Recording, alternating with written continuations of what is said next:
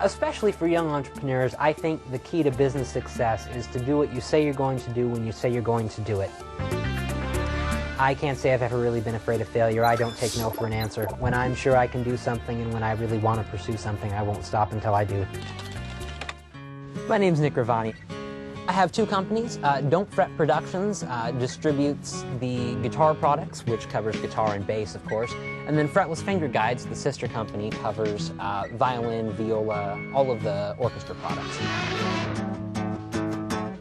I started with the Don't Fret Note Map. Up here we have the Don't Fret Note Map, which was the original, which soon then expanded into the Don't Fret Chord Map, which you can see on the guitar here. It's color-coded, so you can see there's a key right up here which shows what the colors for each individual chord are.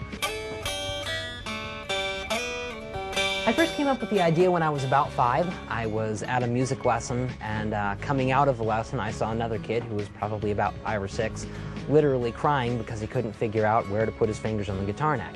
And I went home that evening and got some saran wrap, some kitchen wrap, and put that under my guitar neck, cut out scissor holes for where the frets would be, and used the Sharpie to put dots on the saran wrap for where all the notes are, and came out and showed it to my parents, and they kind of looked at each other and said, we might have an idea here.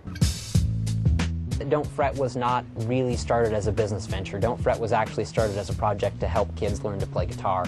And then after that, I realized that I can accomplish that goal and make some money in the process. When I first started marketing my product, I was probably about 9 or 10 years old, and I just started bringing product in a briefcase into local music stores, and I'd put it on a guitar and show it to the sales clerks there. A lot of the time they didn't even let me get that far. They'd see this 9 or 10-year-old walking into the store and assume that they probably didn't know what they were talking about or weren't for real or so on and so forth. But finally American Music here picked it up, and it started selling really well. It was a challenge to get it in the first store, but once I got it in one store and it started to get a sales record behind it, other stores immediately started picking it up.